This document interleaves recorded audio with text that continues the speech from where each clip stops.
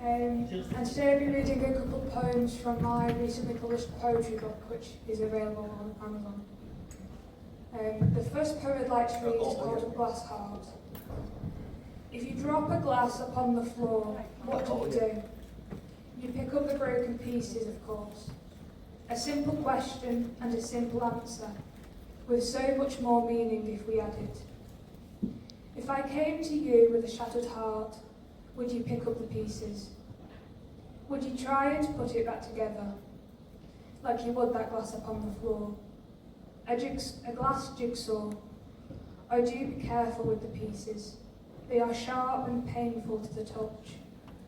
But with careful precision and your delicate hand, you might just piece them back together. Or would you crush them back to sand? Be careful with the glass heart shattered on the floor, for it's far more than pieces that were so simple some time before.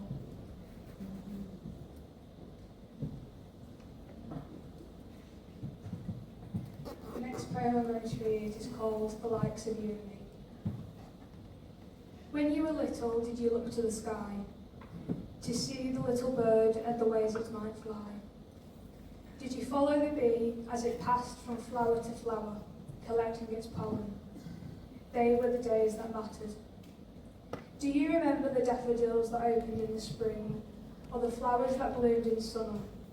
Do you remember the leaves that fell in autumn, or the frost-covered grass in winter? The seasons are still here, you see.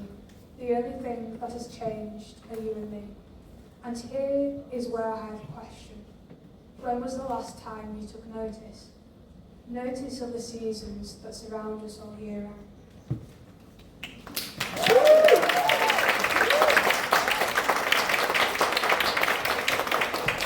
Notice of the grass that grows from the ground.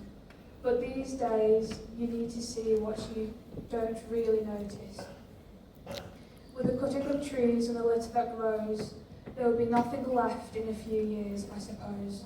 When the sky is dark with pollution and the oceans filled with rubbish, that little you would be astonished.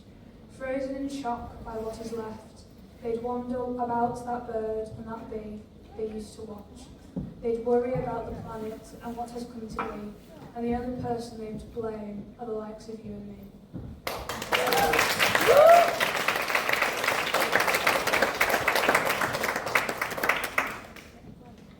The last poem I'd like to read is called Roses.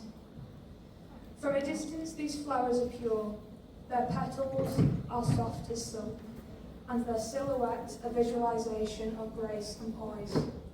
But beware, upon closer inspection, the rose is not as kind as it may seem. Its body is littered with bare thorns, sharp and painful to the touch. With a mere glance you are deceived, beauty steals away your attention, making you blind to a reality that is vivid with pain. The rose is the master of deception, untouchable beauty that seems everlasting, but someday will wilt. The roses have no heart to feel the guilt of the heartache that is surely built.